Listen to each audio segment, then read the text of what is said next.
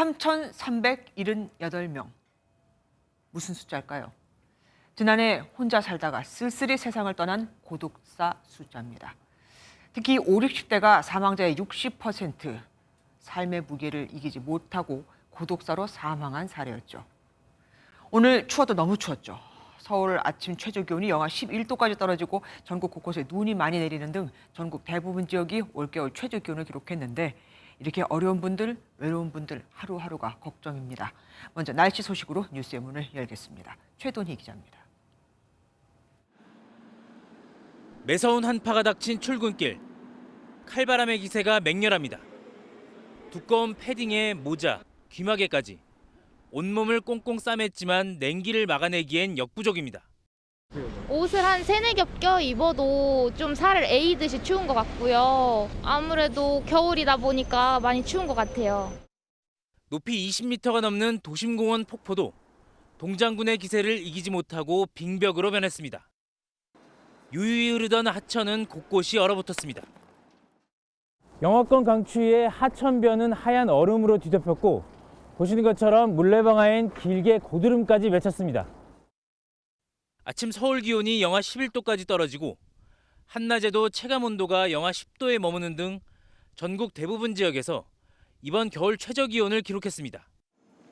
북극발 영하 30도 안팎의 한기가 남하하고 있는 데다 동시베리아에 자리한 저기압에서 주기적으로 찬 공기가 한반도 쪽으로 유입되면서 한파는 다음 주 초까지 이어질 것으로 전망됩니다. 기온이 점차 떨어지기 시작해 17일부터 다음 주까지는 올겨울 들어서 가장 강한 한파가 찾아올 것으로 예상됩니다. 대설특보가 내려진 충북과 전남 등엔 오전까지 10cm에 달하는 눈이 내렸습니다. 찬 공기와 함께 서해 쪽에서 눈구름이 계속 만들어지면서 내일도 중부 지역을 중심으로 최대 7cm의 폭설이 내릴 것으로 기상청은 내다봤습니다. MBN 뉴스 최돈입니다. 밤사이 눈이 많이 내린 호남과 충청을 중심으로 눈길 교통사고도 잇따랐습니다. 강력한 한파에 도로가 빙판길로 변해 출근길 불편이 이어졌고 항공기와 선박 운행에도 차질이 빚어졌습니다. 김영현 기자가 보도합니다. 한방눈이 쏟아지고 있는 고속도로 한가운데 화물차 한 대가 쓰러져 있습니다. 소방대원들이 차량 내부를 살핍니다. 10cm 넘게 눈이 내린 전북 완주에서 25톤 화물차가 미끄러져 40대 운전자가 다쳤습니다. 충북에서도 눈길 교통사고가 잇따랐습니다. 진천에서는 19명을 태운 통근버스가 눈길에 밀렸고 청주에서도 승용차와 택시가 충돌해 5명이 다쳐 병원으로 옮겨졌습니다. 이면도로는 빙판길이고 그렇지. 어렵지 아무래도 눈이 오니까. 사고도 좀 있고 그렇더라고. 날이 밝으면서 도로가 빙판길로 변해 출근길 불편이 이어졌습니다. 다니는 길이라 체인은 항상 가지고 다녔는데 이렇게 많이 올 줄 몰랐어요. 난감하네. 유명 산들도 눈으로 뒤덮였고 일부 국립공원 탐방로는 아예 출입이 금지됐습니다. 전남 여수와 제주를 오가는 항공기 일부가 결항됐고 여객선이 다니는 전남 지역 모든 항로와 제주기점 일부 항로가 통제되기도 했습니다. MBN 뉴스 김영현입니다. 지난 여름 폭우로 큰 피해가 있었던 곳 중 하나가 바로 서울 구룡마을인데 그때 폭우로 고장난 연탄 보일러를 아직도 고치지 못한 집이 다수입니다. 말 그대로 전기장판 하나로만 버텨야 하는 거죠. 조윤지 기자가 가보니 방 안 온도는 냉장고, 냉장실이나 다름없어서 입김이 그대로 보일 정도였다고 합니다. 방 안 난로 옆에 겹겹이 쌓여있는 연탄들. 그런데 영하의 추위에도 연탄 보일러는 멈춰 있습니다. 수해로 인해서 전부 그 보일러가 잠기는 바람에 연탄을 줘도 뗄 수가 없는 상황이라. 또 다른 집 상황도 마찬가지입니다. 한파 대비라고는 얼지 말라고 수도꼭지를 틀어놓는 일과 전기장판이 전부입니다. 오늘 아침에는 굉장히 시렵더라고요. 손가락이 깨지려고 하더라고요. 갑자기 아침에 너무나 추워가지고. 겨울철 실내 적정 온도는 18도에서 20도인데요. 보시는 것처럼 이곳 실내 온도는 5도에 불과합니다. 열화상 카메라로 방안을 살펴봐도 온통 파란빛이 돌고 냉장고, 냉장실이나 다름없어 입김도 나옵니다. 체온이 떨어지면 신진대사가 떨어지니까 우리 몸속에 뭐 효소 활동이나 이런 것도 다 떨어지게 되고 체온과 면역력이 어느 정도 관계가 있어서 구룡마을 대부분이 연탄 보일러를 이용하는데 외출을 하고 돌아오면 연탄불이 금세 꺼지고 방안이 좁아 아예 설치를 할 수 없는 곳들도 있습니다. 취약계층을 상대로 정부가 에너지 바우처 제도를 시행하고 있고 최근 각 가정마다 연탄 400장씩 봉사단체의 후원을 받았지만 그림의 떡이 됐습니다. 구룡마을 주민들에겐 이번 겨울이 그 여느 때보다 두렵기만 합니다. MBN 뉴스 조윤지입니다. 정부가 고독사와 관련한 실태를 처음으로 내놓았는데 지난해에만 3천 명이 넘는 것으로 나타났습니다. 이 중 남성이 여성보다 5배나 많았고 5, 60대 남성이 절반 이상을 차지했다는 건 놀랄만 합니다. 전남주 기자가 보도합니다. 야쿠르트 아줌마 신영숙 씨는 일주일에 3번 복건호인 지기순 할머니 집에 배달을 갑니다.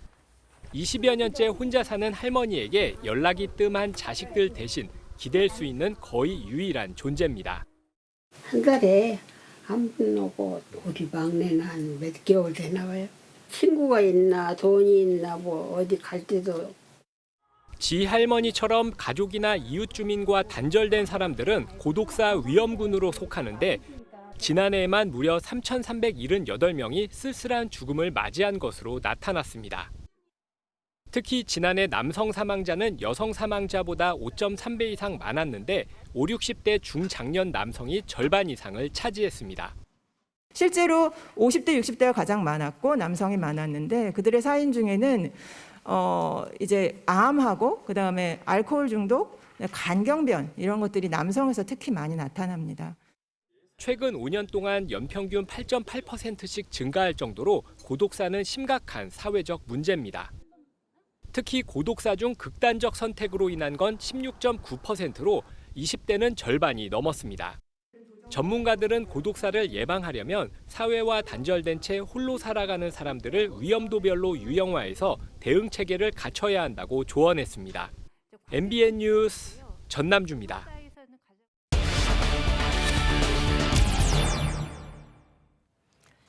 공시가격이 내려가면 내 세금은 얼마나 줄어들게 될까요?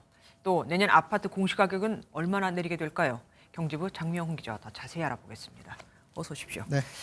단독주택 공시가격이 내년에 하락한다고 했는데 그러면은 보유세는 얼마나 줄어들게 될까요? 가장 궁금하실 부분일 텐데 이걸 예를 들어서 한번 설명드리겠습니다.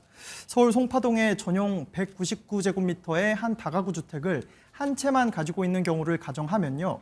이 주택의 올해 공시가격은 17억 600만 원이었는데 내년에는 11% 가까이 떨어진 15억 원 정도 됩니다. 보유세 부과 기준인 공시가격이 떨어졌으니 재산세와 종부세, 그러니까 보유세도 자연스레 줄어들겠죠. 네. 올해 600만 원 이상 냈던 보유세를 내년에는 450만 원 정도만 내면 되는데 올해보다 24% 정도 줄어든 겁니다. 보유세 감소폭이 꽤 큽니다. 네. 그러면 우리가 가장 많이 살고 있는 또 살고 싶어하는 아파트는 어떻게 됩니까? 단독주택보다는 아파트의 공시가격 감소폭이 더 클 것이라는 게 대체적인 관측입니다. 시장에서는 10% 이상 떨어질 것으로 보고 있는데요. 왜 그렇습니까? 네, 준비된 표를 같이 보시면요. 올해 1월부터 10월까지 단독주택과 아파트의 매매가격 누적 변동률입니다. 네. 단독주택은 이 기간 1.86% 올랐는데 아파트는 금리 인상, 매수 심리 위축 등의 여파로 2.83%나 줄었습니다. 시세가 오른 단독주택도 현실화율을 낮추면서 이만큼 낮아졌는데 아파트는 더 공시가격이 내려갈 수밖에 없겠죠. 특히 아파트는 단독주택과 달리 거래가 많아서 시세 반영도 빠르고 최근 급락세까지 반영되면 감소폭이 더 클 것으로 예상됩니다. 아파트도 하향 조정될 가능성이 높다고 할 수 있습니다. 하락기와 맞물리면서 전체적인 공시가격도 하향 조정되는 추세이기 때문에 보유자 입장에서는 세금 부담이 확연히 줄어드는 그런 효과가 있다고. 이 주택자도 종부세 부과는 없애기로 여야가 합의를 했죠. 네. 다주택자 취득세 중과 폐지도 얘기가 나오고 있다던데 이건 확실한 겁니까? 네, 잠깐 먼저 설명을 드리면요. 이 다주택자 취득세 중과 폐지가 언제 나온 거냐면 문재인 정부 부동산 대책 중 하나인 2020년 710 대책에 다주택자에 대한 취득세 중과 항목이 있었습니다. 주택을 취득할 때 2주택자가 되면 집값의 8%, 3주택자 이상은 12% 취득세를 부과하는 것이었는데요. 이 내용을 정부에서 손볼 것이라는 얘기가 나오고 있습니다. 그럼 어떤 방법들이 있을까요?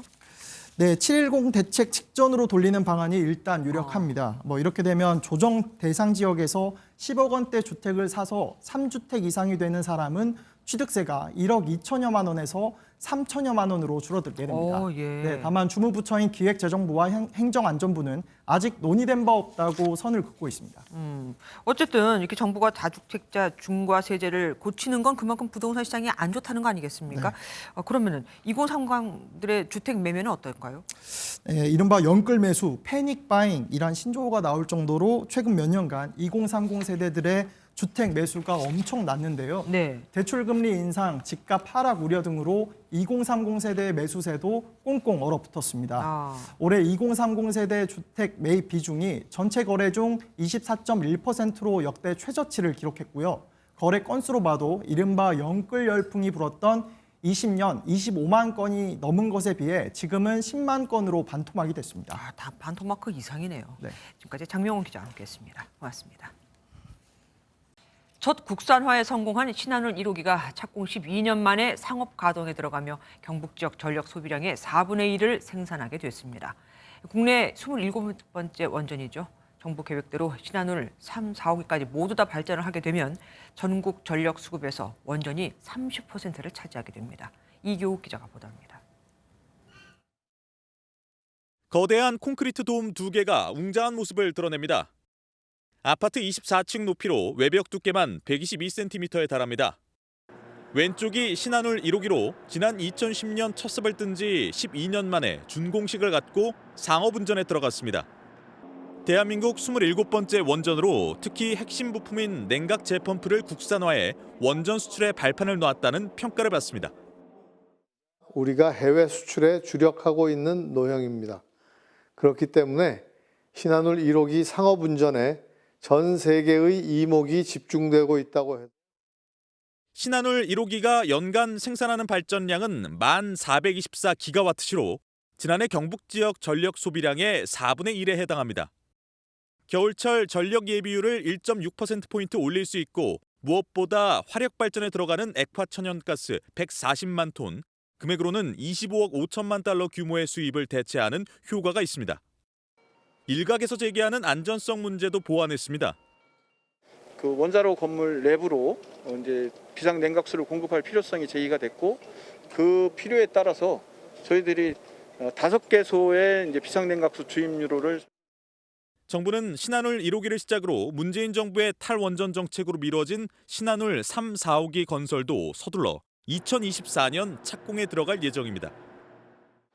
신한울 2호기와 3호기까지 순조롭게 가동에 들어가면 윤석열 정부가 목표한 대로 2030년에는 전력 수급에서 원자력이 차지하는 비중이 30%를 넘을 걸로 보입니다. MBN 뉴스 이교욱입니다. 신한울 1호기는 애초 5년 전인 2017년 가동될 예정이었습니다만 문재인 정부 때 탈원전으로 지금에 이르게 됐죠. 윤석열 대통령은 탈원전 기조가 우리 경제를 수습할 수 없는 상황으로까지 몰고 갔다며 탈원전 정책 폐기를 완전히 못 박았습니다. 내년엔 2조 원 이상의 자금도 원전 산업에 지원합니다. 황재형 기자가 보도합니다. 윤석열 대통령은 이창양 산업통상자원부 장관이 대독한 신한울 1호기 준공식 축사에서 지난해 12월 원전 생태계 붕괴를 막고자 애끓는 심정으로 이곳에 왔었다고 밝혔습니다. 윤 대통령은 이제는 기쁜 마음이라며 원전 산업 생태계 구축을 위해 노력해준 노고에 감사드린다고 전했습니다. 무분별한 탈원전 정책이 지금의 에너지 위기 시대를 맞아 우리 경제를 수습할 수 없는 상황으로 몰고 갔을지도 모릅니다. 윤 대통령은 지난 정권에서 무리하게 추진된 탈원전 정책을 폐기하고 원전 정책을 정상화했다고 밝혔습니다. 탈원전으로 움츠렸던 원전 산업을 정상화하기 위해 내년에 2조 원 이상의 일감과 금융, 연구개발 자금을 지원하기로 했습니다. 또 독자적인 소형 모듈 원전 SMR 개발에 4천억 원을 투자해 미래 원전 시장의 주도권을 잡겠다고 청사진을 공개했습니다. 신한울 3, 4호기의 경우 환경 영향 평가를 포함한 인허가 절차를 효율화해 내년 중 전원 개발 실시 계획 승인을 완료하는 등 2024년 착공을 목표로 신속한 건설 재개를 추진하겠습니다. 탈원전 정책 폐기를 선언한 윤 대통령은 주 52시간제와 문재인 케어 정책 폐지에 이어 전 정부 색깔 지우기에 나섰습니다. 지지율 회복세와 더불어 본인의 색깔을 더욱 드러내고 있다는 해석이 나옵니다. MBN 뉴스 황지연입니다. 예산안 처리 시한이 바로 내일이지만 여야는 최대 쟁점인 법인세를 놓고 합의점을 전혀 찾지 못하고 있습니다. 민주당이 양보하지 않으면 내일 단독 수정안을 내겠다고 그야말로 통보했는데 이상하죠. 국민의힘은 느긋해 보입니다. 예산 감액은 민주당 단독으로라도 할 수 있는데 증액은 합의를 해야 통과시킬 수 있어서 민주당이 원하는 민주당 표 예산은 반영할 수 없기 때문입니다. 유호정 기자가 보도합니다. 김진표 국회의장이 통보한 예산안 처리 시한을 하루 앞둔 오늘까지도 여야는 서로의 양보만을 요구했습니다.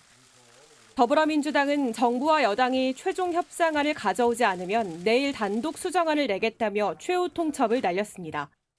이제 정부와 여당이 양보할 차례입니다. 국회 협상을 거부한다면 자체 수정안을 내일 제출하겠습니다. 국민의힘은 요지부동이었습니다. 우리 최종 협상안을 내달라는 말은 우리를 양보해달라는 말 아니겠습니까? 오히려 민주당이 좀 양보를 해야죠. 예산을 첫 해는 들어줘야 안 되겠습니까? 현재 여야는 핵심 쟁점인 법인세 인하를 놓고 전혀 접점을 찾지 못하고 있습니다. 협상이 불발된 채 내일 본회의가 열리면 과반 의석을 가진 민주당 안이 통과될 가능성이 높습니다. 국민의힘은 사상 첫 야당 단독 처리에 대비해 소속 의원들에게 비상대기령을 내렸습니다. 다만 민주당 수정안으로도 정부 사업은 충분히 할 수 있다. 답답한 건 지역 예산을 못 가져가는 국회의원일 것이라며 처리 가능성 자체는 높게 보진 않고 있습니다. 여야 입장이 막판까지 좁혀지지 않으면서 예산안 협상이 또다시 마지노선을 넘길 수도 있다는 전망이 나옵니다. MBN 뉴스 유호정입니다. 뇌물수수 의혹으로 구속영장이 청구된 노웅래 더불어민주당 의원은 여전히 결백을 주장했습니다만 내일 본회의가 열리면 검찰이 제출한 체포동의안은 자동 보고됩니다. 민주당은 어떤 결정을 내릴까요? 고민이 깊습니다. 부결되면 방탄국회라 할 거고 가결되면 당내 단일 대우에 영향을 받게 될 테니까요. 강영호 기자가 보도합니다. 6천만 원의 뇌물과 불법 정치자금을 수수했다는 의혹으로 구속영장이 청구된 노웅래 더불어민주당 의원이 재차 결백을 주장했습니다. 검찰은 친지들이 모아주신 이 십시일반의 마음에 대해서 순식간에 검은 돈뭉치, 돈다발로 둔갑시켰습니다. 현직 국회의원을 회기 중 체포하려면 국회 동의가 필요합니다. 검찰이 체포동의안을 국회에 제출한 뒤 첫 본회의에 보고되고 24시간 이후 무기명 투표에 붙여집니다. 재적 의원 과반 출석에 과반 찬성이어서 민주당의 결정 사항이나 마찬가지입니다. 민주당은 체포동의안을 당론으로 결정하기보단 자유투표에 맡길 것으로 보입니다. 지금으로선 부결이 우세해 보입니다. 민주당의 한 초선 의원은 MBN과의 통화에서 검찰의 영장이 너무 허술하다며 방어 분위기가 많을 것 같다고 전망했고 또 다른 의원 역시 불구속 상태로 방어권을 보장해줘야 하는 거 아니냐는 분위기가 있다고 전했습니다. 일각에선 체포동의안이 부결될 경우 방탄국회라는 역풍을 피하기 어렵다는 우려가 나오는 가운데 내일 열리는 의원 총회에서 당내 기류가 정해질 것으로 보입니다. MBN 뉴스 강용호입니다.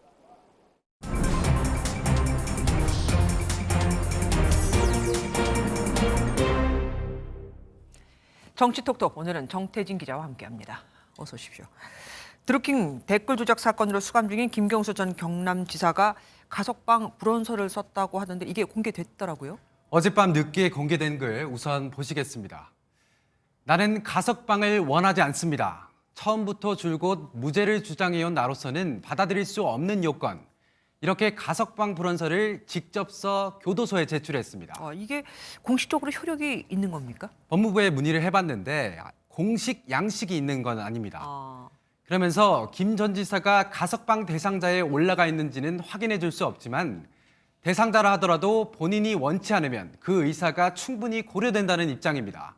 사실상 가석방이 이루어지지 않을 가능성이 크다는 겁니다. 김 전 지사는 왜 저렇게까지 글을 써서 알렸을까요? 이번 연말 사면 복권 대상자로는 이명박 전 대통령 그리고 야권 인사인 김경수 전 지사에겐 남은 형을 면제하는 사면 조치가 거론되죠. 김 전 지사는 이명박 전 대통령 사면 복권에 들러리가 되기 싫다는 뜻도 밝혔습니다. 선거에 출마할 수 있는 복권이 없는 사면은 필요 없다 이런 뜻이라는 해석이 나옵니다. 문재인 전 대통령의 적통으로서 꼭 선거에 나가겠다는 의지가 엿보입니다. 여권에서는 당연히 비판했겠네요. 맞습니다. 정진석 국민의힘 비상대책위원장은 SNS에 양심수 코스프레냐, 정치 근육 킥인가 이런 식으로 강도 높게 비판했습니다. 국민의힘은 죄를 짓고도 큰 소리치는 민주당 출신의 특성을 그대로 보여주고 있다고 했습니다. 김 전 지사의 행태를 보면 독립운동하다 투옥된 독립투사라도 되는 줄 착각하겠습니다. 지금이라도 죄를 지은 것에 대해 반성하고 민주당은 MB 사면과 기계적 균형을 맞추는데 김 전 지사를 이용해서는 안 된다고 거듭 강조했습니다. 사면은 이명박 특정인을 위한 사면이 되어서는 안 됩니다.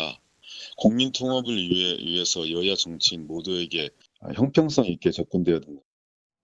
김 전 지사가 쓴 가석방 불원서에 대해서 혹시 대통령실에서 나온 반응이 있습니까? 대통령실 핵심 관계자는 브리핑에서 아직 사면의 내용과 원칙을 밝히지 않은 상황에서 특정인을 두고 얘기하는 건 적절하지 않다.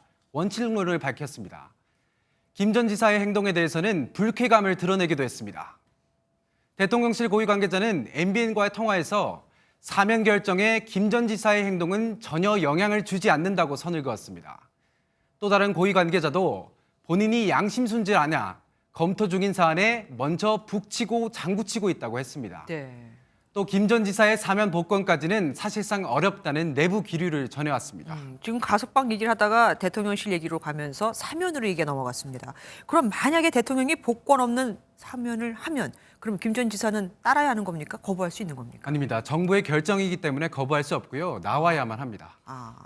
그리고 이번에는 국민의힘 전당대회 얘기로 가보겠습니다. 오늘 윤석열 대통령의 멘토로 알려진 심평 변호사가 이런 말을 했습니다. 차기 전당대회에 대권 주자는 출마해서는 안 된다. 오늘 유력 당권 주자인 김기현 의원이 주최한 한 공부 모임에서 나온 이야기입니다. 심평 변호사는 대선 주자로 나설 분은 당대표 선거가 아니고 그 다음 당대표 선거가 맞지 않겠냐. 그게 순리라 말했습니다. 사실상 잠재적 대권 주자로 거론되고 있는 유승민, 안철수 의원을 겨냥한 것 아니냐 이렇게 풀이됩니다. 알았습니다. 근데 안철수 의원이 그 모임에 참석하지 않았나요? 반응을 냈습니까? 안 의원은 모임 도중에 자리를 떠서 사실 직접적인 언급은 없었습니다. 대신 친윤계를 중심으로 제기되고 있는 전당대회 룰 개정에 대해 반대 입장을 분명히 했습니다. 여론조사를 30% 반영하는 현행 전당대회 룰을 지켜야 한다는 겁니다. 3위 민심이죠. 그걸 완전히 없애버린다고 하면 총선 때 우리 당원들 이외의 당원이 아니지만 국민의힘 지지층에게 어떻게 호소를 할 수 있겠는가. 근데 만약에 지금 얘기 나오고 있는 대로 당원 대 일반인의 비율을 10대 0으로까지 한다면 그럼 다 당원만 하는 거잖아요.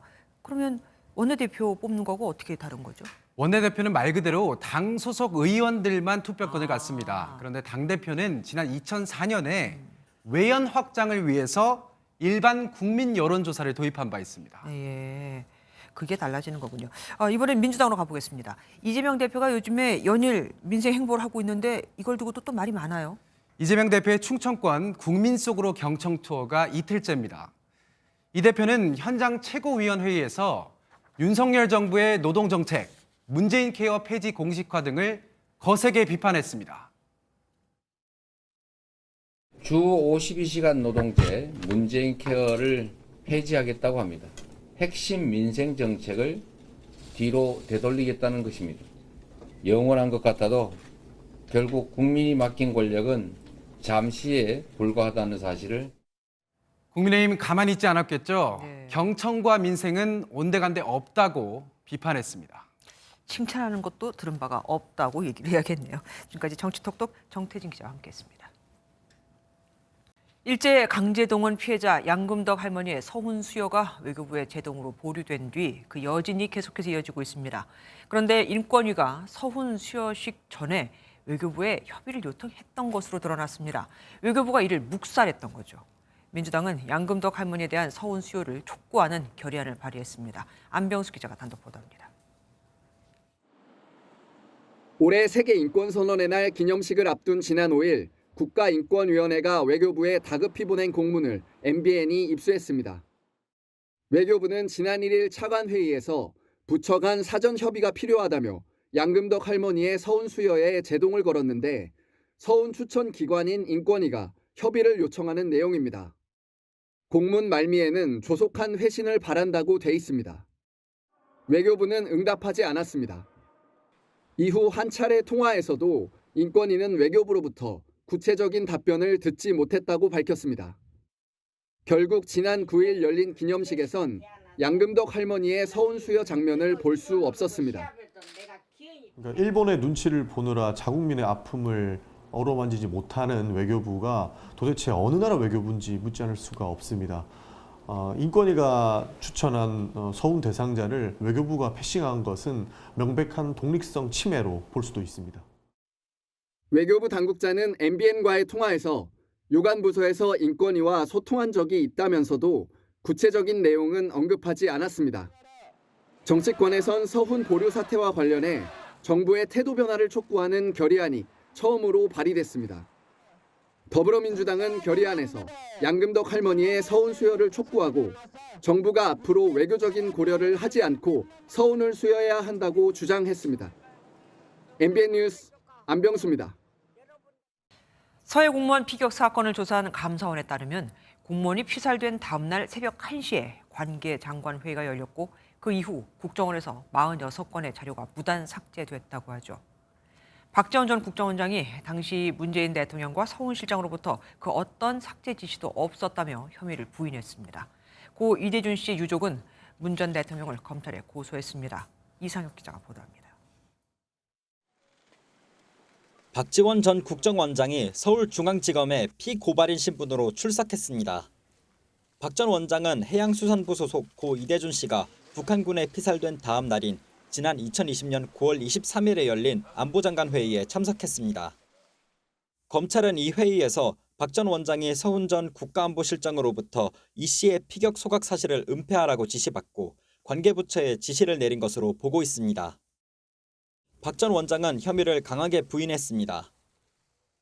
저는 문재인 대통령이나 서훈 실장으로부터 어떠한 삭제 지시도 받지 않았고 또 제가 원장으로서 우리 국정원 직원들에게 무엇도 삭제하라는 지시를 하지 않았습니다.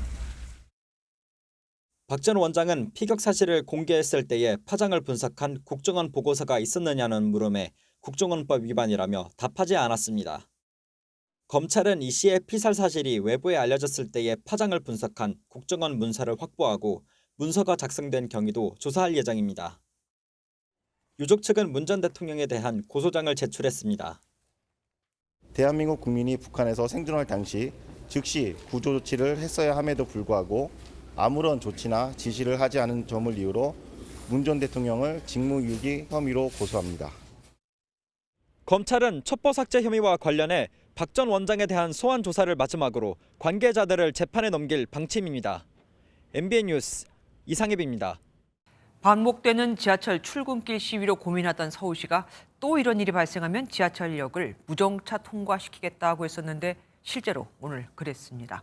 시위가 벌어진 삼각지역에서 열차 운행이 8분가량 지연되자 전격 통과 결정을 내린 겁니다. 윤현지 기자가 다녀왔습니다. 오늘 오전 8시 40분쯤 삼각지역.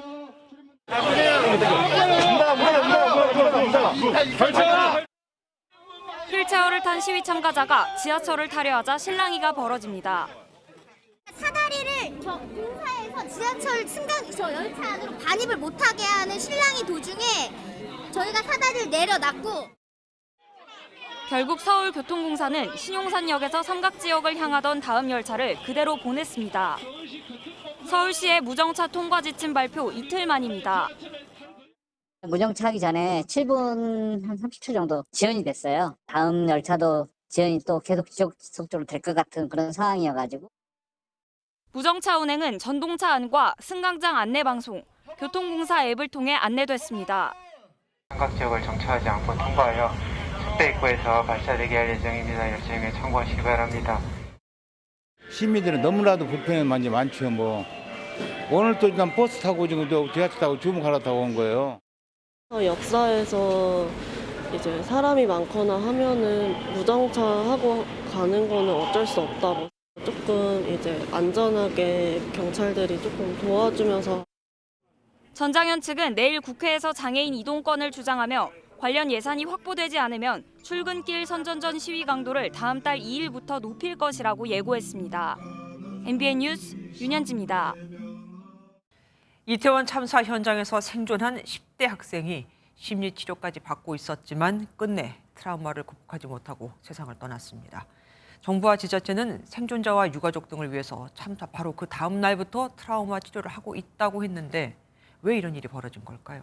신영빈 기자가 취재했습니다. 이태원 참사 유가족과 생존자를 상대로 참사 다음 날부터 시작된 총 4,667건의 트라우마 상담. 그런데 용기를 내고 찾았다가 위로 대신 불편함만 느낀 경우도 있습니다. 트라우마 센터에 안 되겠다 싶어서 방문을 했고, 그런데 나와서 누나가 하는 말은 엄마 괜히 갔어. 그 사람은 내 입장을 전혀 이해하지 못해. 그렇게 말하더라고요. 정부는 국가트라우마센터와 지자체 정신건강복지센터 등에서 희망자 등을 상대로 상담 치료를 하고 있습니다. 그런데 대부분 상담사로 전문의 상담을 원하면 병원을 연계해 3회까지 상담 비용을 지원해주지만 이마저도 당장 할 수는 없습니다. 아 그러셨죠 힘드셨죠 이렇게만 말씀하시니까 저도 그러니까 의사한테 상담을 좀 직접적으로 받고 싶은 거라 제일 가까운 데 연락했더니 일단은 1월 13일까지는 예약이 안 된다고요. 지난 12일 숨진 채 발견된 10대 고등학생도 이태원 참사 현장 생존자로 정신과 상담을 받았던 것으로 알려졌습니다. 한편 이태원 참사 유가족 협의회 등은 유족의 동의를 얻어 76명의 영정사진 등 희생자 98명의 위패를 안치하고 분향소를 마련했습니다. 오는 16일에는 이태원 참사 49제를 맞아 시민추모제를 열 계획입니다. MBN 뉴스 신영민입니다. 경기 지역 도심 곳곳에서 미세먼지 등 대기오염 물질을 불법 배출하는 공사장과 사업장이 무더기로 적발됐습니다. 미세먼지 다량 배출을 단속한다고 미리 예고를 했는데도 말입니다. 오염물질 방지 시설이 있어도 이를 끄고 연마 작업을 하는 곳까지 있었습니다. 윤기란 기자가 보도합니다. 도로변에서 한 남성이 차량 도색을 하고 있습니다. 작업자의 차 안에는 화학약품이 가득합니다. 대기 오염물질 방지 시설도 없이 작업을 하다 적발되고도 대수롭지 않다는 반응입니다.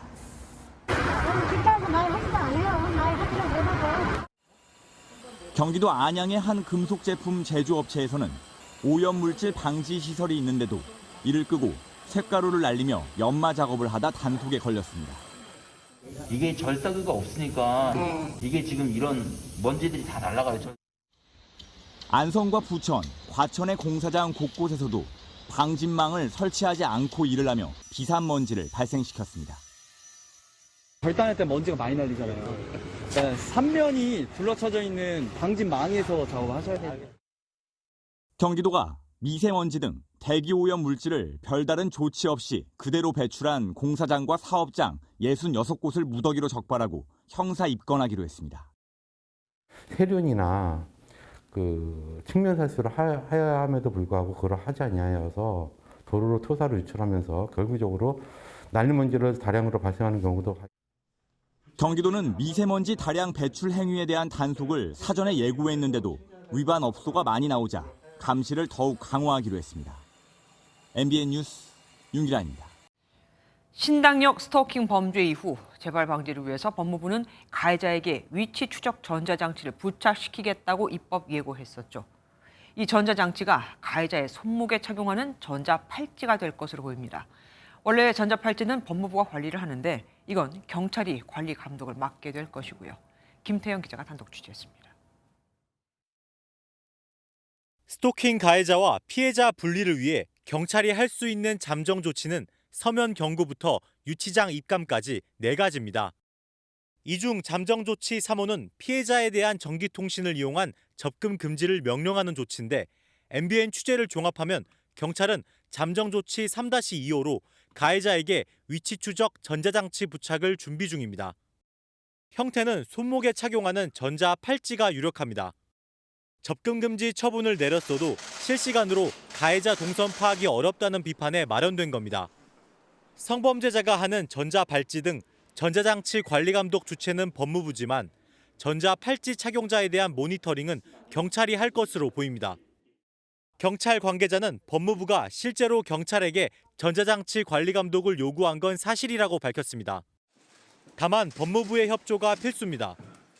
피해자를 보호하기 위해서 출동할 수 있는 공권력이 있는 수사기관이 당의 위치 정보를 가지고 있는 것은 맞지만 현재 경찰은 그런 시스템이 없다면 법무부가 가지고 있는 시스템을 같이 함께 공유하고 새로 마련되는 전자팔찌 잠정 조치는 법무부와 경찰의 논의를 거쳐 이르면 내년 초 최종 결정됩니다. MBN 뉴스 김태형입니다.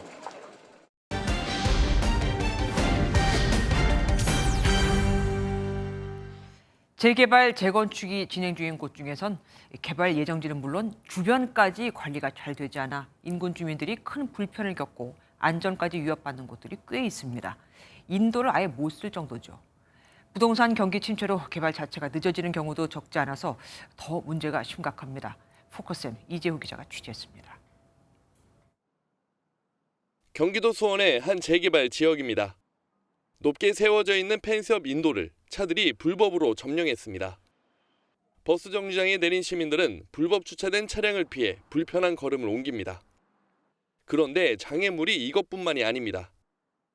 보행로에는 이렇게 폐지와 쓰레기가 잔뜩 쌓여 뒤엉켜 있습니다.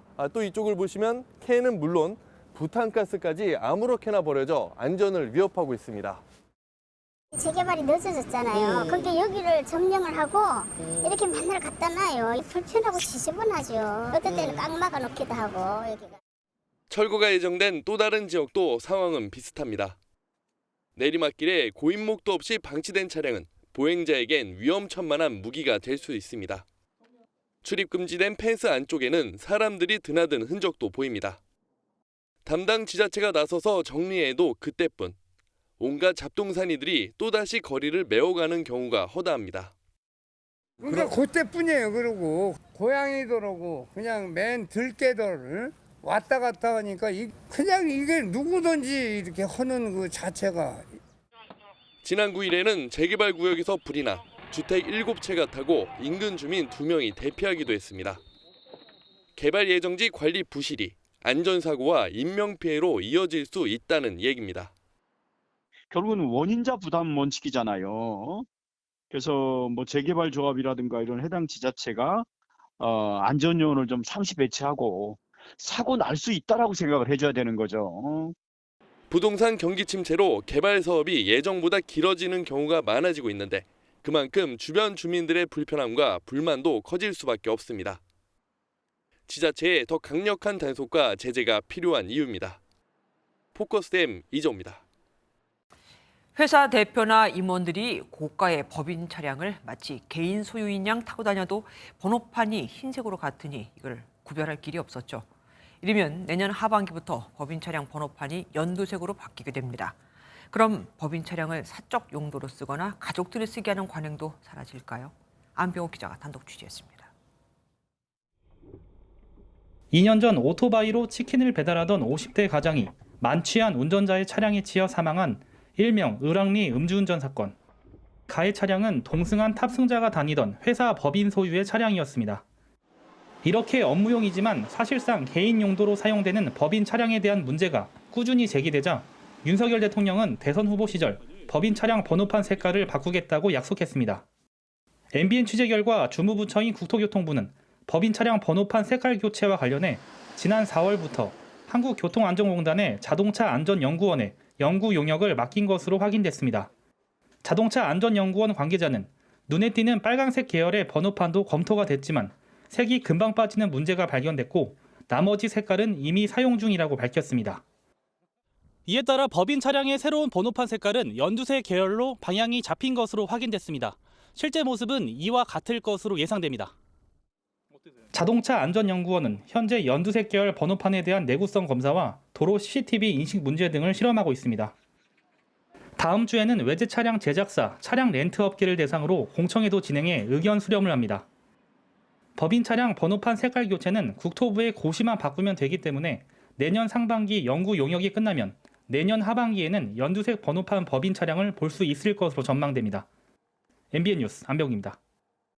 아시아개발은행이 내년 우리나라의 경제 성장률을 기존보다 0.8%포인트 하향 조정해 1.5%로 예상했습니다.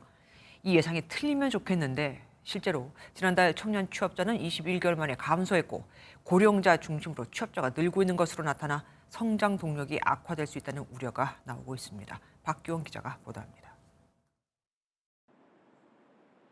취업 전문 시설들이 모여있는 노량진역. 영하 10도의 추운 날씨에도 가방을 맨 취업준비생들은 학원으로 발걸음을 재촉합니다. 열심히 나왔는데 이제 자꾸 줄어드니까 좀 더 일자리가 많이 생겼으면 노력한 거라도 보상이라도 받을 수 있게. 공무원 정원이 줄어드는 상황이라 공시생들도 불안감을 감추지 못합니다. 공무원 수를 줄인다고 해서 더 어렵다고 느끼는 시기이고요. 상실감이 더 크고요. 계획을 좀 세우는데 어려움이 있습니다.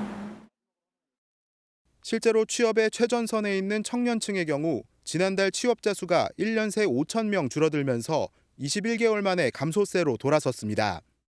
재취업 비중이 높은 40대도 취업자 수가 5개월째 줄고 있습니다. 반면 60대 이상 고령자 취업자 수는 48만 명 가까이 늘어 전체 증가분의 76% 이상을 차지했습니다. 일자리 질도 고부가가치 산업보다는 단순 제조와 숙박, 음식업, 서비스업에서 늘고 있어 우리나라의 성장 동력이 떨어지고 있다는 분석이 나옵니다. 청년 고용이 약해진다는 것은 앞으로의 어떤 우리 경제 성장 동력에 영향을 줄 수도 있는 문제가 있고 결국은 그만큼 우리가 경제 성장률이 떨어지니까 전체 취업자 수는 2,842만 명으로 여전히 증가세를 보였지만 증가폭은 6개월째 감소하고 있습니다. 경기 침체 속 취업자 수 증가폭이 갈수록 둔화하면서 내년 가계 살림은 더 빠듯해질 것으로 보입니다. MBN 뉴스 박규원입니다. 미국의 120만 동성 커플이 법적으로 인정을 받게 됐습니다. 미국에서 동성 결혼은 합법이지만 주별로 기준이 달랐는데 동성 간 결혼을 인정하는 주에서 결혼하면 미 전역에서 이를 인정하도록 법이 바뀌는 겁니다. 장동건 기자가 보도합니다. 조 바이든 대통령이 미국 전역에서 동성혼을 인정하도록 하는 결혼 존중법에 서명했습니다. Today's a good day. A day America takes a vital step toward equality, toward liberty and justice, not just for some, but for everyone. 미국에서 동성혼은 2015년부터 합법이었지만 50개 주 가운데 32개 주에서 여전히 동성혼을 금지해왔습니다. 이날 결혼존중법이 공식 제정되면서 동성혼을 금지하는 주라도 다른 주에서 합법적으로 이뤄졌다면 그 결혼을 인정해야 하고 결혼 관련 복지 혜택에 차별을 둬서는 안 됩니다. 지난 6월 연방대법원이 낙태권 폐지 판결을 내리며 동성혼 판결도 뒤집힐 수 있다는 우려에 법 제정이 이뤄진 겁니다. 동성애자 딸을 둔 척 슈머 민주당 상원 원내대표도 이날 서명식에 참석해 기쁜 마음을 드러냈습니다. By enacting this law, we are sending a message to LGBTQ Americans everywhere. You too deserve dignity. You too deserve equality. 주요 7개국 중 일본을 제외한 모든 국가에서 동성혼을 법적으로 인정하고 있습니다. MBN 뉴스 장동건입니다. 투자자들에게 가장 안전하다고 해놓고는 사기를 위한 도박장을 지어놨다. FTX는 자기들의 호화로운 삶을 위해서 단지에 들어있는 쿠키를 빼먹듯 고객 자금에 손을 댔다. 뉴욕 검찰이 세계 3대 가상화폐 거래소 FTX 파산 사태를 미국 역사상 가장 큰 금융사기라고 결론 내렸습니다. 애초 창업자 샘 뱅크먼 프리드가 주먹구구식으로 거래소를 운영하며 2조 원이 넘는 투자금을 빼돌릴 목적이 있었다고 봤는데 뱅크먼 프리드는 최대 115년형을 받을 수도 있습니다. 고정수 기자가 보도합니다. FTX는 올해 초만 해도 가상화폐 제국이라 불리며 기업 가치가 42조 원에 이른다던 가상화폐 거래소였습니다. 제국에 금이 가기 시작한 건 지난달 계열사 알라메다의 재무 구조에 부실 의혹이 제기되면서입니다. 불안한 고객들이 자금을 한꺼번에 인출하자 FTX는 불과 일주일 만에 파산했습니다. 금융범죄 가능성에 창업자 샘 뱅크먼 프리드가 바하마에서 체포됐고 부실 운영 행태가 만천하에 드러났습니다. It's in the absence of record keeping. Employees would communicate, invoicing and expenses on Slack, which is, essentially a way of communicating for chat rooms. 뉴욕 검찰은 뱅크먼 프리드를 기소하며 처음부터 투자금을 계열사로 빼돌리는 사기를 계획했다고 판단했습니다. 공소장에 따르면 2조 3천억 원 상당이 채무 변제, 호화 부동산 구매, 정치 헌금 용도로 유용됐습니다. 사기와 돈 세탁, 불법 선거자금 공여 등 8개 혐의가 모두 인정되면 뱅크먼 프리드는 최고 징역 115년형을 받을 수도 있습니다. It's so hard to compare these things, but I think it's fair to say that by anyone's lights, this is one of the biggest financial frauds in American history. 미 금융당국도 뱅크먼 프리드와 FTX, 계열사 등을 상대로 소송을 제기했습니다. MBN 뉴스 고정수입니다. 메이드 인 USA, 그러니까 미국에서 최종 조립한 차량에만 보조금을 주는 인플레이션 감축법 IRA가 시행되면 우리 자동차 업계는 직격탄을 맞게 됩니다. 경기가 안 좋아지면서 벌써 판매 대수가 25% 가까이 줄어들었는데 말입니다. 우리 정부가 미국을 상대로 법 개정을 위한 협상에 사활을 걸고 있는데 시간이 얼마 남지 않았다는 게 또 문제입니다. 김종민 기자가 보도합니다. 현대자동차의 전기차 아이오닉 5입니다. 올 초부터 본격적으로 판매가 늘고 있었지만 지난 8월 인플레이션 감축법이 발효된 직후부터 바로 꺾이고 있습니다. 기아의 주력 전기차인 EV6도 당장 11월 판매량이 전달보다 절반가량 줄었습니다. 법 시행 이후로 보면 3분의 1 수준입니다. 완성차에 부품을 납품하는 중소기업은 타격이 더욱 심각합니다. 현지에서 판매가 준다. 네. 그래서 생산이 줄어들게 되면 당연히 우리 입장에서는 매출 납품 기회가 사라지는 거니까. 미국 정부는 미국산의 기준을 어떻게 정의할지 올해 안에 시행령의 내용을 확정할 예정입니다. 시간이 얼마 남지 않은 만큼 우리 정부는 이 시행령에 우리 기업에도 혜택을 주는 내용을 넣기 위해 막판 총력전을 펼치고 있습니다. 또 현대차의 미국 전기차 공장 완공 시기인 2025년까지 IRA를 유예시키는 내용의 개정안을 통과시키는 데도 협상력을 집중하고 있습니다. IRA 문제는 제가 만나는 모든 과정에서 이야기를 했습니다. 국무부 쪽이 기본적으로 카운터파트이기 때문에 우리의 우려를 전달을 하고 또 그걸 재무부를 통하거나 해가지고 잘 반영이 될 수 있도록 하는. 다만 미 백악관이 법 개정에는 장기적인 접근이 필요하다며 한 발 물러서는 듯한 태도를 보이면서 기업들은 피해를 최소화할 플랜 B 마련에 부심하고 있습니다. MBN 뉴스 김종민입니다.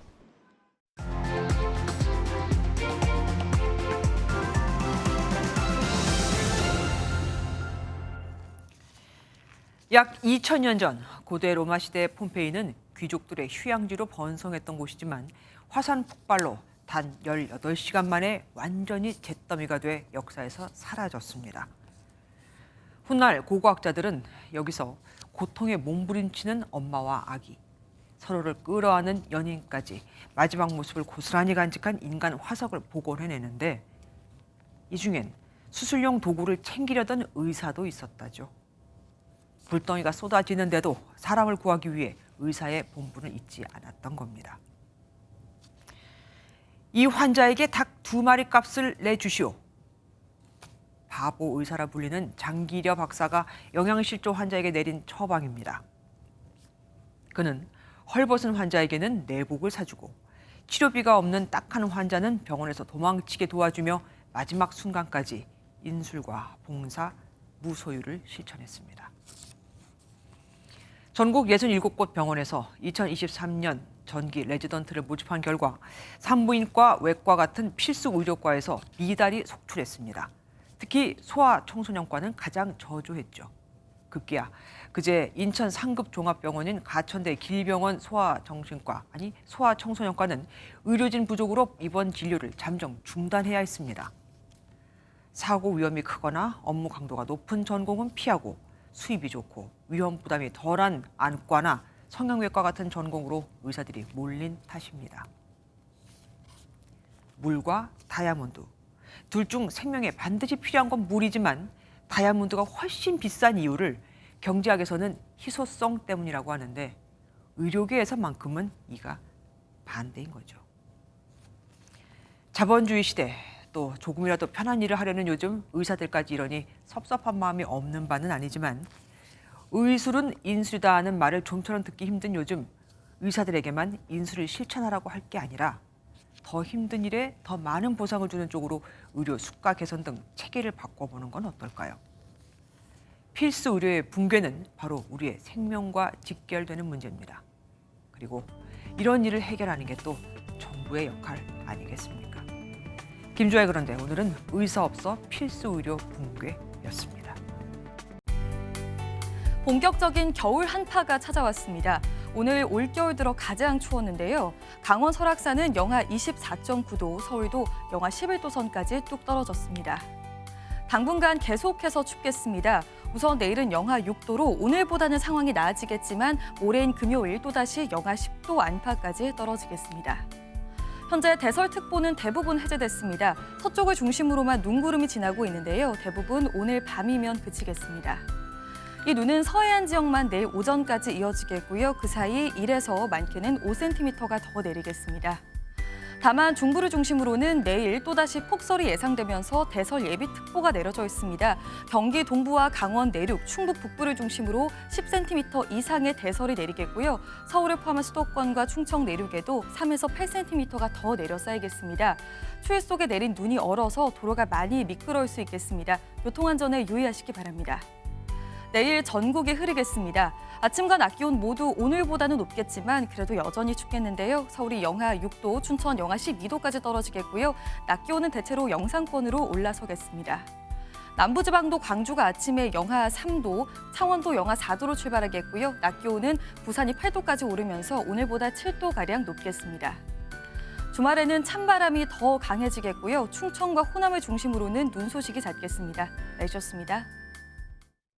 안녕하세요. 김주하입니다. 공정하고 신속한 MBN 뉴스, 유튜브를 통해서도 만나보실 수 있습니다. 특히 더 많은 뉴스와 라이브를 보고 싶으시다면 오른쪽을 눌러서 구독하시면 됩니다. 어렵지 않죠? 빠르고 정확한 뉴스로 계속 찾아뵙겠습니다.